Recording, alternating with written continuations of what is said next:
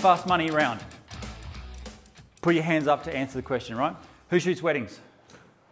Who shoots portraits? Who uses a flash all the time? Who doesn't know how to use their flash?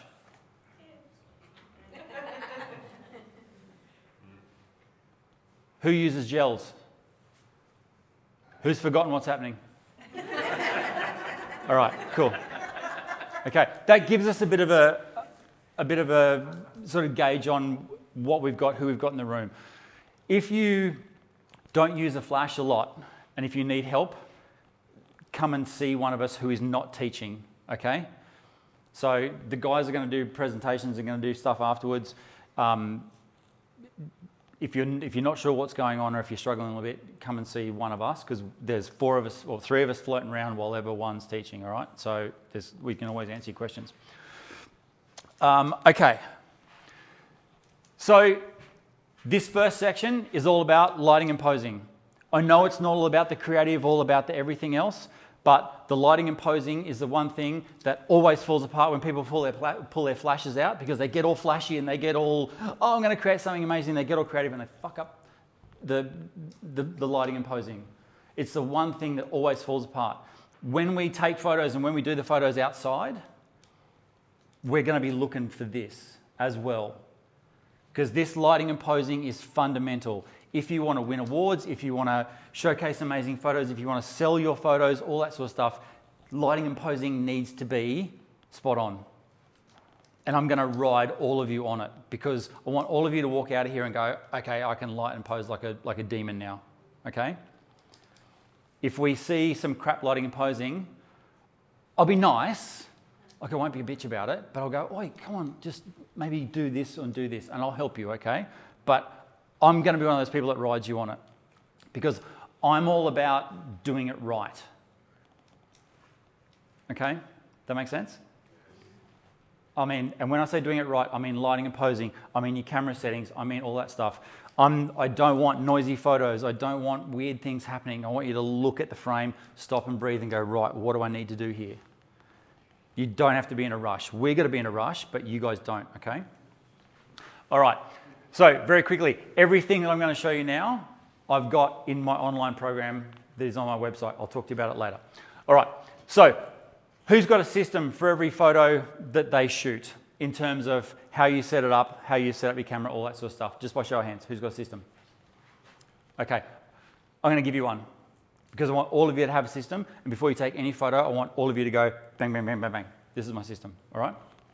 Cool. So, have you ever looked at a photograph and you're instantly drawn to it, but you don't know why? Yeah? Because the lighting and posing was awesome. That's it. Okay?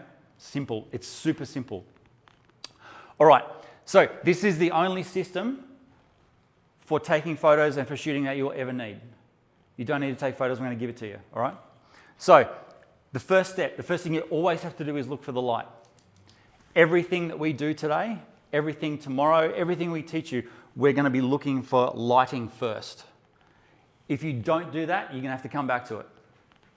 Doesn't matter where you start in this whole thing, you've always got to come back to lighting, okay? So, looking for that beautiful light, how do we find it? So, finding the light doesn't have to drive you crazy. It's a simple sort of thing, all right? If you're outside, put your hand in front of your face like that and do the whole R2-D2 around and around in circles. And when you see a natural glow on your hand, that's where the light's coming from. So you're going to shoot that way. Then how you pose and direct your subject is going to govern everything else, okay? So we're going to look for the light first. If you're inside, if you're like I am, shooting a wedding, I will walk into every single room in the house, even the toilet. I will walk everywhere and just check. Don't laugh, I've shot in a toilet before. It was a good one, had a chandelier, it was pretty, all that sort of stuff. All right, if you're outside, look for the natural glow in the environment. If it's cloudy, that's when you put your hand out and go, and have a look, all right? Out here today, when we go out, I'm not sure if it's going to be light or not, but it's not bright and sunny, I don't think. It could be a little bit cloudy, so you know, you can see light reflecting off walls, you can see it, you know, on your hand, and you'll see that natural glow. Look for that natural glow, all right? First hot tip for you, is let the light guide you on what you're going to shoot and how you're going to direct your couple or your subject, right? So if here, light's coming from up the top, I climbed up on top of the rocks and I shot down. I posed them, I set them up so it was all lovely, right? And then I've gone like that. So let the light guide you on what you do. Look for the light first, let it guide you, all right? So we all know the different kinds of lighting that we work with all the time, right? Sun, flash, constant window light, reflected light, diffuse light. That's all stuff that we come across every day of the week, yeah? And if you want settings for the sky, they're right there. Everyone says, how did you get the Milky Way? I don't know if you can get it can you get it over here? Yeah, you can. It's a composite? No. It's 3 shots all put together. Yeah. So, all right. Sunlight. So, super simple. I'm just using sunlight coming straight through, and the way that I've directed them showcases her, showcases him. All right. So I've looked where the light's coming from, and I've set them up so that I get the best result for them both. Now, when you have a strong direction of light and you have two people interacting, one's always going to normally suffer. Make sense? I always shoot weddings because I know what I'm good at, right? So when I'm shooting weddings, if I've got a strong direction of light, two people interacting, I'll always sacrifice the king for the queen. Make sense? All right. Flash. Bless you, brother. So flash, that's what we're all here for, yeah? Yeah. Yeah? Yeah. No, it's lighting and posing, damn it. All right. No. So with flash, there is so many different ways we can use flash, okay? We're going to go through so much and teach you so much, all right? Constant light. So in using flash quite a lot over the years, I've haven't used my constant lighting quite as much, but it's something that is really, really useful, and you can include it with flash as well. So for this one, you might think it's all the candles lighting them up, but it's actually my ice light on the table rotated up, pointing up to them, okay? Now, the reason that they don't look like demons with light coming from above, or below, sorry, is because I've tilted them over. Light coming from the bottom, you're going to look like a demon, all right? So you want to tilt heads. Window light. This is my favorite kind of light, all right? The only other favorite part of lighting or favorite light that comes through a window is, in business class. Let's face it. So if I had one lighting sort of situation I could shoot in for the rest of my career, to be this, because it's easy. I know what I'm doing, and it's super simple to get beautiful results. Can anyone guess? Reflected. So she's looking at a building across the road, and the light's coming back off that and lighting everything up. Diffuse light, this is like one of those big balls with constant light just coming down on her. But it's beautiful, it's nice and soft. I've got to face up towards the light. There's a few here. There's flash, constant light, and reflected light. So there's a flash behind that is lighting them up from behind, so it's backlit. The way that I've directed them, it's hitting his face first, bouncing across to light up her face, and then I've got a constant light on her side. So the constant light is like over here, coming across on the both of them. I'm thinking, right? Flash behind bounces off him to light her. This is the thought process we need to think about. So now that we know what we're looking for in terms of light and what we're going to use, how does it show up on people? Broad light. This is where, boom, straight from the front. Yeah? So great if you've got a thin face because it'll widen the face. Great if you've got a face with acne and stuff like that because the light will just fill in all the holes. So broad lighting is coming from the front broadly and filling everything. All good? Split light. So split light is commonly from one side, about head height from one side, coming straight across. So it's lighting up one side of the face, leaving the other dark. Good for a masculine look, Women can get away with it if they've got a more masculine sort of jawline. If you're looking for a more masculine look for a woman, can get away with it, but you need quite a symmetrical face. All right. So, but it's quite a dramatic look, and it's characterised by that 90-degree light coming across. We all good? Cool. Short light. This is the one that I want all of you to think of more so than anything. All right. So short light is a situation whereby your light is lighting up the side of the face furthest away from the camera. Make sense? So camera is here. We're lighting up this side of the face. The reason we do that is because the shadow darkens down this side of the face and doesn't give you a whole big broad side to the face. What that does is it trims it down and it chisels that side of the face. So short lighting will always make someone a bit thinner or appear to be a bit thinner. It'll chisel a jawline and it'll give them more definition. That's why you see all these girls going, and like they've got the camera up and they're turning their head trying to find the right angle. Inevitably they get to that short light and they go, oh, that's it. And then they take it. They just don't know what they're looking for. I want you guys to know what you're looking for. Short light. It's pretty much what I use almost 99% of the time. So you're illuminating the side of the face furthest away from the camera. And I'll show you a situation where we can use an onboard flash to create short lighting. Okay? Last one, Rembrandt light. So normally characterized by the little triangle, one side, so it's a short lighting sort of situation, but there's a little triangle here, okay? Or on the darker side. And that's 45 up, 45 in front normally. Cool, cool? It's quiet. Are we all good? Yeah. All right. Anyone heard of chiaroscuro lighting? Yeah. Yes? So for all the historians and all the art buffs, yeah. Rembrandt, Caravaggio, all of those people. So what this lighting situation does is it creates a symphony of light and dark, which creates depth and dimension in the photo. So when you go home, Google Caravaggio, all of those amazing artists, and you'll see this at work because they knew this. All right, and it always looks amazing. If you're a photographer that's always shooting light and bright and all that sort of stuff, you're not really going to take any notice of that. But as far as I'm concerned, you're doing it wrong. Right? I hope everyone likes me. I sound like a bit of a bastard, don't I? Which leads me into every action has an equal opposite reaction. Yes? So where there's light, there's always... Yes! So where there's light, there's always shadow. And where does the mystery lie? In the shadows. Batman fucking hides in the shadows, yeah? The mystery lies in the shadows. So while we are looking for light, and the light is one of the most important things, the shadow, what you don't see, what you hide, is equally as important.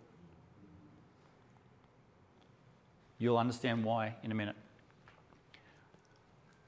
That's our lighting part of it. Happy? We're going good.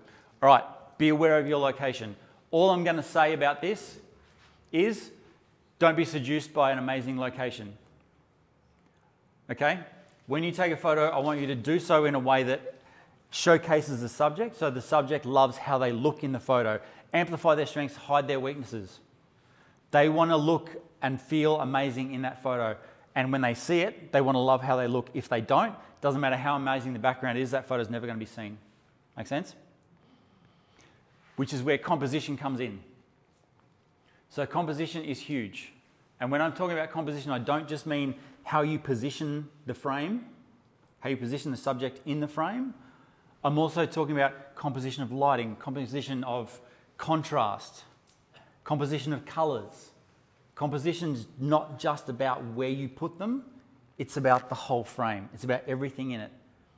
So if we're going to do say we're going to use two different gels.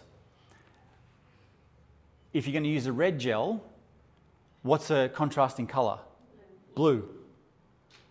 How many photos of ours have you seen where there's red and blue gels or pink and blue gels? It's not an accident. It's not just because we like pink. Well, I do, but anyway. So contrasting colors, and it's all covered in composition. So when you're looking through the viewfinder today, think of composition. Think of where you're going to put the subject and the composition of the lighting, composition of the posing, the composition of the contrast. I'm freaking you out now, aren't I? There's so much to think about. And now that you know, you're probably going to shit the bed. So don't worry. It's not a competition, but we are going to give a prize away for the best photo. Ha! No. Just breathe, okay? I'm going to overload you with information and you will shit the bed. Don't worry about it. Don't worry about it. We've all done it, okay? And we will do it today, all right? But I want you to think and do it right and breathe. All right, get your settings right. So settings is one of those things that we kind of think is second nature, but so many people do it wrong. When you're organizing your settings in your camera, I want you to do it this way, right? ISO first. Why ISO? Quality. We want the best quality. So you want the lowest possible ISO you can get away with in that light. Okay? Next, white balance. Creativity. What message do you want to convey? Is it going to be cold? Is it going to be hot? Is it going to be... What's your message? Aperture, again, creative. What story do you want to tell? Do you want to show everything or do you want to blur it all out? Shutter speed. So once we've got these, I want you to dial in your exposure with your shutter speed. Yeah? Because that's how we take a photo. Quality, creativity, dial it in with your shutter speed. If your shutter speed's too low and you can't handhold it, you up the ISO, you change your aperture. You sacrifice the creative side a little bit for the quality. All right? Then, don't forget to breathe. If anyone turns blue, Chris said that he'll be the one that gives CPR, mouth to mouth, right? Anyone turns blue, it's on him, all right? Don't forget to breathe. So, ISO, white balance, aperture, shutter speed. I want you to do it that way. Now I'm going to turn all that on its head. There is two types of exposure, and I'm not going to spend too much time on this because we're going to more maybe cover this tomorrow with editing. Two types of exposure. There's correct exposure and optimal exposure. Correct exposure is just where everything kind of looks good in the frame, everything's exposed as best as we can. Happy days, we take a photo, right?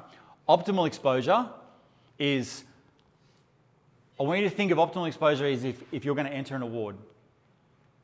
If you see something in this photo and it's like, this is going to be an award winner, optimal exposure. Now, what optimal exposure is when we are pushing the histogram all the way to the right without clipping it. So with correct exposure, this is what our histogram is going to look like. The bulk of our information is going to be placed in the middle, right? Bulk of the information in the middle, everything's kind of, the shadows are half there, the highlights are there, you can pull them back, blah, blah, blah, all right? Optimal exposure is when our histogram is pushed as far as we can to the right without punching through the right wall. If you go through that right hand wall of the histogram, you're done, highlights are clipped, all right? So we want to push them as far as we can. If you've got the little blinkies in your camera, that point where it's almost too far is when you've got just a faint little blip. That's when you're right there. When it starts going full black, you're done, all right? Now, the reason that we shoot like that is because the bulk of the information, if you know what you're looking at in a histogram, the bulk of the information in the histogram is in the first two stops, specifically this first one. So there's 2,048 bits of information in that first little section, as opposed to in the shadows, where there's 128 bits of information. So if you've got a photo that's wildly underexposed, you've got bugger all information to try and get back. If you've got a photo that is optimally exposed, you've got all this information here to work with. So you can just pull the highlights back. All the highlights come back. You don't need to add anything to the shadows, because when you add something to a photo, it does what? Degrades it. Yeah. So all you're going to do with optimal exposure is just pull that exposure back. Pull the highlights back and everything looks nice. Slightly overexposed. It's slightly over. So when you look at it, you go, oh, I don't know if that's quite right. If you've just got the little blinkies, you're there.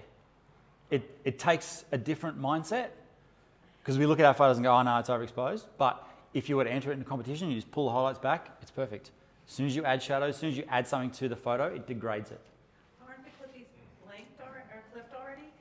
You want just a little faint beep, just a little faint little, as soon as it goes full black, you're done. You just want to see just the tiniest little bit. Just one little blink, like one little pixel. Okay. That's where we're at, okay? So, if we've got a girl in a white dress with pale skin standing against a white wall, and we let our camera expose it, like let it set the exposure for us, what's this going to look like? If we just rely on setting it to the middle, so you got your camera, you got your exposure meter, you set it to the middle there, what's this white going to look like? It's going to be mid-grey, right? Because your camera sees all the white, goes, too bright, I need to underexpose it, so it goes to mid-grey. So what do we need to do in that situation? Overexpose. Which is contrary to what you would normally think, because you see a white girl in a white dress against a white wall and you think, oh shit, I need to darken this down. No. Your camera's going to go at 80% mid-grey, so what you need to do is adjust your shutter speed, dial in the exposure with shutter speed. Same token. Dark-skinned person, dark wall, dark suit. What's going to happen? Your camera's going to see it, exposure meter's going to go at 80% mid-grey, so what do we need to do? Underexpose it, which is counterintuitive. You see that dark wall and you go, oh, I need to overexpose it. Does this land? Yeah. This is. It's going to be a shift because I've been underexposing for years now. Yeah. Me too. So let me give you outside, full sun. If you set your exposure meter to 0, just set it like outside full sun, say 500 shutter speed, 200 ISO, f4. Point your camera at something full black in full sun. Let your exposure meter take to 0. It's going to be mid-grey. And I know from experience in full sun, whether you're photographing white or black, if you're photographing black, then you want to underexpose it 5 clicks. Photographing white, you want to overexpose it 5 clicks. I know from experience it's about 5 clicks to the right or to the left on pretty much any camera. Okay? If we get sun, I'll show you this because it's something that's easy to show you as opposed to telling you. It feels and it seems a little bit confusing, but it's easy to show you. Okay? Come and see me afterwards. I can tell by your eyes that you want more info. All right. Anyone heard this? Can't polish a turd, but you can roll it in glitter. Okay? That is what, don't laugh, 90% of photographers do. They don't take a gem and polish it in Photoshop. They take a turd and they got to roll it in glitter and fix it in Photoshop. I don't want you guys to do that. I want you guys to take a gem and polish it. Okay? And I'm going to ride all of you to do that today. I don't know how much actually I'm going to be shooting because these guys are more creative than me. I'm the guy who does it right and I'm the guy who so I'm going to be helping all of you and I'm going to be riding, getting it right, okay? All right, so look for the light, location, get your settings right. Now the reason it's in that order is because I don't want you to pose your subjects and then stand back and go, hang on, I just need to get my settings right. While they're shaking because you've posed them, right? So we want to get all our settings right and then we're going to direct our subjects. The easiest way for you to do that is say, hey guys, can you just go and stand over there in that light for a minute? I'm just going to get my settings right. They have a little moment. They feel like you've given them a moment. And then you just stand back, get your settings right. And then once you've got your settings right, when you've been through those steps, then you go to them and go, okay, now I'm going to direct you. Cool, cool? This is the big one. Don't do this. There's a whole lot of what the fuck moments. What the fuck? People say to me, what do you do for a living? I say, I sell holy shit moments. Okay? I don't want to see any of these. Right? All right. Yo. Why did you show them my photos? It's just you, brother. I couldn't find anything worse. Bitchy, aren't we? Hey? Look at these. Look at Fox and Friends over there. Look at them. All right. So, now, when I talk about lighting and posing, specifically posing, we all have hang-ups about our bodies. Every human has something. If you say you don't, you're bullshitting. All right? Now, when it comes to the body, when it comes to directing people, when it comes to all that sort of stuff, I want you to bear in mind that everyone has something, and I want you to be aware of that. We all pretty much are as photographers, but a lot of what you say doesn't really matter. It's how you say it that people take. And when you're photographing anyone, and you may have heard this before, one of my teachers taught me this years and years ago, I want you to photograph other people through the eyes of a loved one. And I want you to walk into every scene, to every shoot with unconditional positive regard about that person. What that means is that you're not formulating any opinions about their body, about their shape, about their appearance, about their looks, anything. You need to walk in there, look at them through the eyes of their wife, their husband, their boyfriend, their girlfriend, their mum, and photograph them that way. Because if you do, you will always bring out their best side. You'll always showcase them in the best possible light. And it comes down to your personality and your perspective. Photographing people is 99% personality and 1% click in the shutter. So be that person who sees through the eyes of a loved one and shoots that way. All right? Basically, if you want to be a better photographer, be a better human. All right? That's my doggy. I miss him so much. All right. So, posing for women. I want you to remember these steps, and there's a reason for it. All right? So, first thing we're going to do is turn the body away from the light and turn the head back in. That, light's coming from that way, looks like that. Slightly away, not too far, and then head back in. Then, point the toe closest to the camera towards the camera. Body away from the light, head back in. Point the toe. Bend the knee. So you're bending the leg closest to the camera. As that happens, this is for a woman, right? As that happens, the hip goes back. Remind you of anything? I'm a little teapot. Right? That's what I say. Yeah, just, you know, remember the song I'm a Little Teapot? Well, that's how this shit goes. I'm a little teapot. Like, so point the toe, bend the knee, and then you're shifting that weight back. What's going to happen? The front half tips forward because the weight's going back. So what happens then? Chin down, double chin. Raise the chin. Okay? And then I'll say to her, instead of, if she doesn't lean forward quite enough, I'll say, can you lean forward with your chest? What's she going to do? Shoulders go back. If I say lean forward, she's going to do that. Right? Shoulders come over, no chest. All right? I want to showcase, I want to photograph her through her husband's eyes. What's he going to want to see? That was a bit seedy on the camera, but that's what he's going to want to see, right? So we point the toe, bend the knee, shift the weight back, and lean forward with your chest. And it all comes down to personality and respect when you say that, because you can't say to a woman, point the toe, bend the knee, lean forward with that chest of yours. Like, you're going to get punched out, right? So very respectfully, lean forward with your chest. And then what I say, when they go, oh, what are we doing that for? And I say, well, have you ever seen all the red carpets? Well, all the skinny bitches in the red carpet always go, like that. And they go, oh, yeah, I know. All right? So, point the toe, bend the knee, shift the weight back, arms off the body, chest forward, lean forward with your chest, and then basically if it bends, bend it. All right? The reason that I'm doing that, photograph a woman, if you photograph her directly, equally weighted, she looks like a rectangle. We don't want a rectangle, we want hourglass photographing through the boyfriend's eyes, yeah? So we point the toe, we turn her away from the light, head back in because we're thinking about lighting. I want to create a short side of the face because the light's coming from this way it's going to light up this side. Light's coming from this way, short side of the face. So then this side's in shadow. She looks trimmed down, okay? Then, point the toe, we bend that knee. What that does is it pushes the hips back.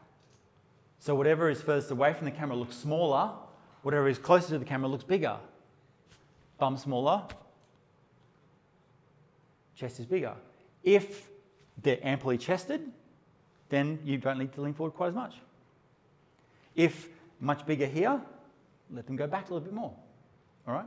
So what we're doing is we're amplifying strengths and hiding weaknesses. A lot of ladies are concerned about their arms. If you press an arm against the body, it gets bigger.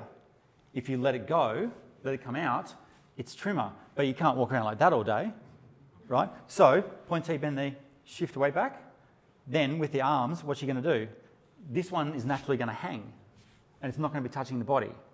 So we can do this, we can do this, we can hold flowers, and wherever there's a gap here, she looks trimmer, she looks hourglass. Whenever you close the gap, you've lost that trimness.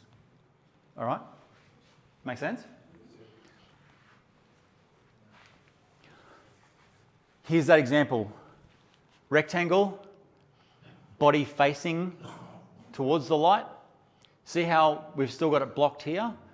Yep. And we've still got a bright, like the face is really bright. Okay? Then we come to here, see we're still rectangle here.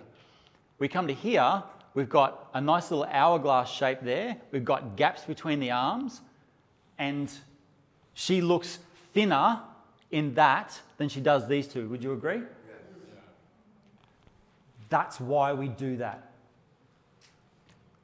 Turn the body away from the light, head back in, point the toe, bend the knee, shift the weight back. Arms off the body. And there is the reason why. If you push the hip forward, hip looks bigger. Push it back, looks smaller. We've still got a gap, but it's not as pleasing to the eye as that, even with her hands down by her side. Okay? It's also wider in the knee, and we've got an hourglass shape there, but it's rectangle here. That's why. Point the toe, bend the knee, shift the weight back, chin up. All right? Dudes, the only thing I don't like about this photo is the thumb. Because when your thumbs are out like that, what are my thumbs directing you to? Check this out. Right? We don't want to see that. That was quite early in my career, and I didn't know that. All right. So, and I tried to edit it out, but it looked weird. All right. So, shift the weight. So, for posing for men, shift the weight to one side. If you shoot a dude equally weighted, he looks fucking scared. Right? Don't want to shoot dudes equally weighted. All of that is just say, hey, dude, imagine you're standing there watching the TV, watching NASCAR. He's automatically going to do that. Right? Whichever is his dominant side, he's just going to relax. And then you say, let the body hang from the shoulders a little bit. All of that does is it broadens the shoulders a little bit. Like you don't want him to hunch. You don't look like he's ringing a bell. Like just a little hunch, right? Just to let the shoulders relax. And then pop a hand in the pocket.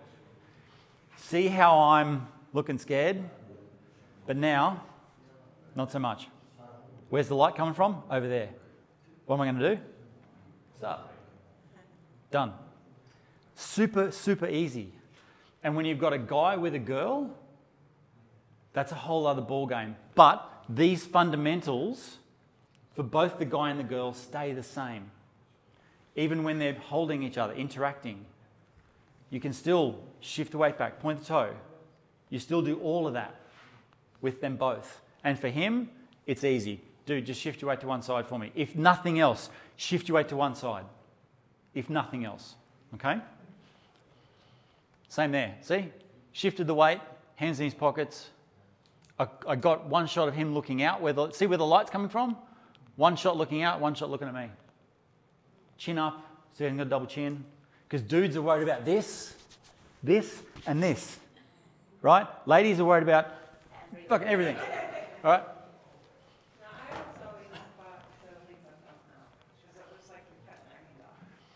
It's up to you. If you want to leave a thumb out and you're happy directing to their package, check out my package, like that's hanging the body, is pushing your bum against the wall. Let the top half go. Lean forward. Like this or like that. It's just letting the top half come forward. Imagine you've got a coat hanger here and it's holding him up. Not this, this. Yeah? So just you tell him to push if he's leaning against the wall, you tell him to push his bum against the wall, and you tell him to let the shoulders come off the wall. All right? If you lean any dude against the wall, do it that way, it will look so much nicer. And he won't look fabulous. Not that that's a bad thing, but some dudes don't want to look fabulous, right? Same. This is a wedding I did late last year, and look where we did it.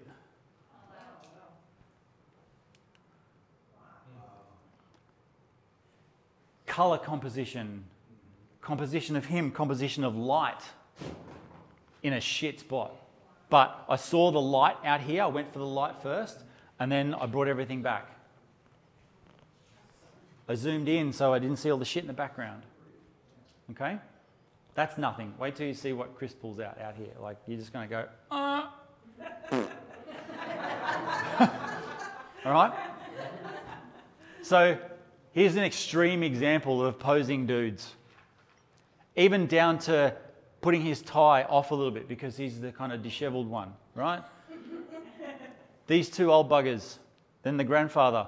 This is the third wedding I've done for this family. And this was the grandfather out of the very first photo I did, because they do a mafia photo because they're an Italian family with a mafia photo, right? So it's all the men of the family, and classic example of posing dudes, okay? We try to get the glasses to cover crutches. He didn't do it because he's holding it up a little bit, but we don't want to see crutches. You don't want to shoot into an open crutch unless you're shooting ponal, and that's okay, right? Same. His leg is on the other side, is a little bit bent. I say to them, guys, hug each other with your legs. And they go, it's a bit weird, right? But hip is pointed back for her. She's tipped forward a little bit. He's got his hand on her arm, covering that big part of her arm. They're engaged, they're soft. We've got light coming from behind her, and I've got light coming from up here, so it's hitting more of her face. I'm thinking about how the light is going to interact with them. All right? So there's a few little tips there. Tilting heads, relaxing hands, all that sort of stuff. Okay? Anyone know what mirroring is? You do it first. Cool, so don't have to demonstrate it. Basically, you get someone miles away, or you get someone another language, get the point across, mirror what I do, and then you just do it and they mirror you. You can make that fun, because inevitably you're going to do this and they'll go the other way and you go, hang on, what are you doing? If you did that, if your mirror did that, you fucking freak out.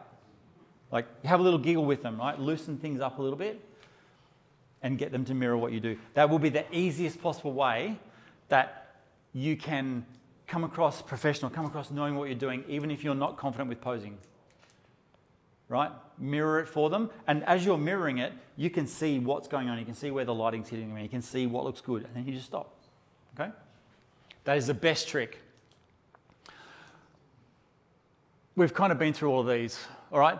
So there's a few subtleties when it comes to posing, when it comes to the face and that sort of stuff. Firstly, we don't want the nose to break the line of the cheek. If you do that, nose looks big. What's that look like? There.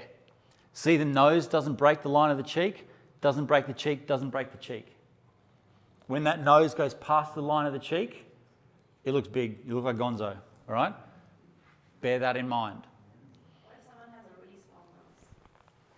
You can turn the head a little bit more if you like. Yep. Don't forget the mouth. So, see, her lips are open just enough to breathe through. What that does is it makes the lips fuller. And it relaxes her a little bit, okay? Eyes. In my humble opinion, there's three kind of ways that eyes go in photos, right? One is directly at the camera, one's directly away, and one's down or up. If it's looking slightly off, looks weird, looks like you've missed it. So when it comes to eyes, directly at the camera, away from the camera, down or up, or at each other if it's a couple. If it's just off, if you're looking past the camera or something, unless it's something strategic that they're looking at, but if you get too close to the camera engagement with the eyes, but it's not there, it looks like you've missed it. Okay? All right, so hands. Hands is one thing that is always misposed.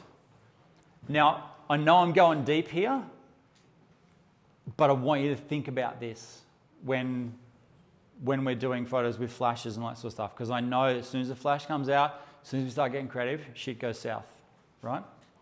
So the easiest way to direct a hand or to pose a hand if you need to is tell the person to hold the hand out under tension and then let it go. Have we seen the creation of Adam? Sistine Chapel? It's that. It's the relaxed hand. Under tension, relax. And then with that hand, then you place it here. Here. You hold flowers. You twirl hair. But you always want to see the side of the wrist. Fat wrist, thin wrist. Make sense? If you break the wrist, I want you to break it that way. Every time that way. If you're photographing a woman and you do that, it looks clubby. It looks weird and it's too masculine. If we go that way, it's softer and more feminine. Make sense? A dude can do that if you have to, right? If you see that on a woman, it's wrong, it's weird, it's masculine. It's like, yeah, dude. Soft, okay? Now, I'm falling into gender stereotypes here. If you don't like that, sorry, but I want women to look feminine, soft, and beautiful, if that's who they are, because that's my personality, my perspective of it. And with your client, you'll work out what that is. If they want to look masculine and they're a female, help them out. Split light, harder wrists, that sort of thing. If they don't, this is your go-to. What is the female wrist again? Sorry? Can you show the female one? So it's a broken wrist that way. To the So back of the hand away. okay. If you go over like that, so you don't want to go this way. Looks clubby, that looks softer. And you're seeing the side of the wrist. Cropping the body. So if we're going to crop, it's got to be above the joint. So you don't want to crop just here. If you get the joint in, I want to see down to the next joint. Got it? Writing everyone. All right. So it's above the joint, okay? It's through the middle. It's not chins. If you cut off the top of the head, it looks like their forehead goes on forever. So this is not my subjective opinion. This is industry standard. Okay? This is in the PDF for you, all right? Posing with confidence. How many times have you gone, oh, just move your left leg, or no, your right, no, your left, right, fuck! And you do, joining depth, like you're away, right? Mirroring will stop that and it makes you look more like a pro, even if you don't have the confidence in it. So the first thing, fake the confidence. Be confident, okay? Use mirroring, pose list or storyboard. Go in with a bit of a must-have pose list. Oh, but Ben, do you have that? Here's one I prepared earlier. Right?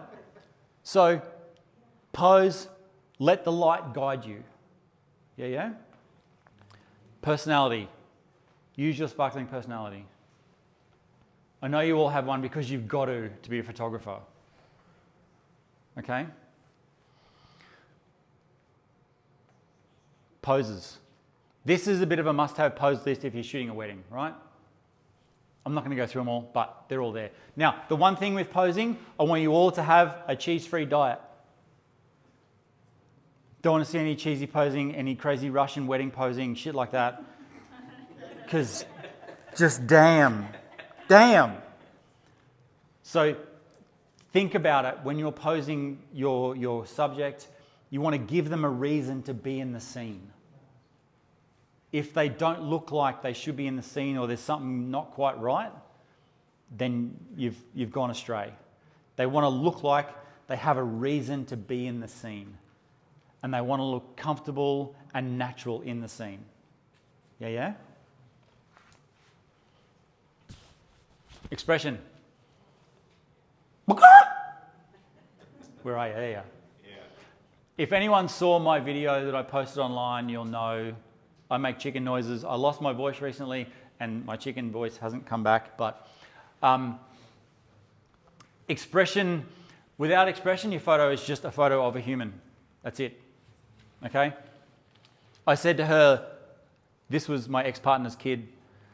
She's fucking still scary. But I said to her, look at me like you want to kill me.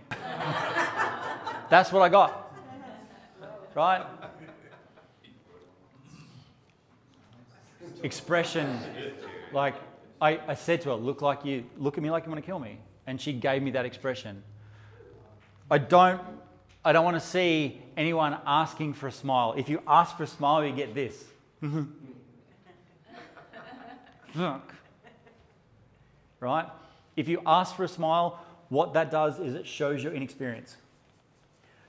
I want you to be, do, or say whatever you need to get the expression that you need.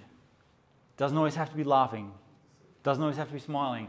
It could be warmth. It could be intimacy. It could be whatever. And for fuck's sake, don't go, can you look at me sexy? What the fuck does that even look like, right? So to get the expression, use your personality. Give them a reason to be there. Make the scene real, right? Don't be afraid to be stupid. Would you all agree I'm a bit of a knob sometimes? Yes? Just by what you've seen already. Keep them happy.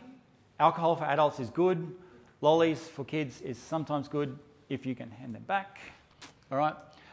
Show them the photos as you go. So I call it chimping. We all know what chimping is. Where you get an amazing photo of them and you go, ooh, ooh, ooh. Oh, I love it. Yeah, so you get that. And then, sorry, I just lasered you. And then they go, oh, I love it, right? And then because you're showing them as you go, you're gaining their trust. And then you can get them to do almost anything. You'd be surprised the shit that I've got couples to do. Because I've got their trust. Okay? Be true to your style. So when I say that, specifically, I'm going to sound like a wanker now, but specifically for this event, don't go out and try and be Chris, Amber, Arno. Be you. Okay? Do it your way. If it's not quite right, we'll help you. We'll never make anyone wrong. Nothing like that. So what I said to these guys, it's an old trick. I said to her, try and kiss him, but dude, I don't want you to let her. So there was like a dozen of each. So try and kiss him, don't let her. Him, try and kiss her, don't let him. And then there's one in the middle. And it's by giving them a reason to be there and making it fun or making it intimate or making it whatever through how you tell them to do it, what you say, your personality, everything will get for you what you need. So it's all about personality. So the light is even. I've thought about the light. The light is even on all their faces. If she looks up, there's light. If she looks down, she's not looking down, but there's light there. See, he's looking down, there's still light on him. So I've worked out the light first. And then, this is not something you can pose because this is just whatever happens. In the end, she jumped on him. Like he's got her like porn style. Right? I've taken like 10 or 12 of each. Yeah. So that's how it's gone down. It's okay to sacrifice the pose and to sacrifice everything I've told you for the moment, for the expression. If they're going to love it, sacrifice it. There's no point pushing the pose if it's going to fuck up the moment. Okay? So with everything you do, and we'll get into this at a later date, if you're going to WPPI, come and see me at the Graphy thing, but tell a compelling story. When you're in a scene and you take a photo, what I want you to do is take your amazing photo and then ask yourself, right, what's going to go with this on the next page? The reason that you do that is so that you can create albums, so that you can create wall art, so that you can sell your work. If you don't sell your work, you're living on a cardboard box on the street. Okay? You need to sell your work. And the way to do that is with storytelling, with albums, with prints. The question you ask is, what's going to go with you? Look at the back of your screen. You got to kill a shot. What's going to go with this on the next page? A couple of little detail shots. Maybe another wider shot. Different angle. Different zoom. All of those different things. And we do it to sell our work. Okay? The best advice I can give you to make money, shoot deliberately. We don't need 3,000 average photos. You want 100 amazing ones. I always say to my assistant, if I've got an assistant with me, I don't want everything, just give me the good ones. No pressure, right? No Photoshop glitter rolls here, okay? So, shoot deliberately, create a story, design an album and sell it.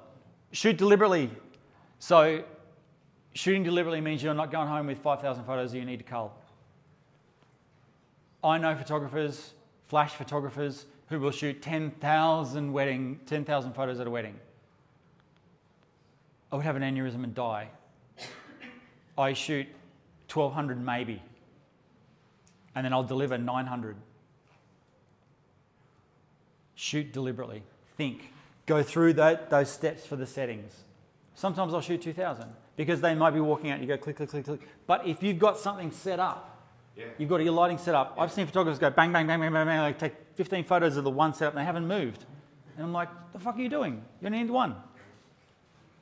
So when it's staged, when it's still, when you've got lighting, when it's a setup like these are going to be all set up, it's one shot, maybe two. If you're uncertain, maybe three. But if you sit there and take 10, all right? So once again, everything I showed you is in my online program. You don't need to scan it because it'll just take you to the page now. It's in the PDF that I'm going to give you, okay? It's all PDFs, video, like the whole lot. It's, yeah, all right? Thanks, y'all. Thank you. So, how are we feeling? Good. How are we doing camera settings? What's first?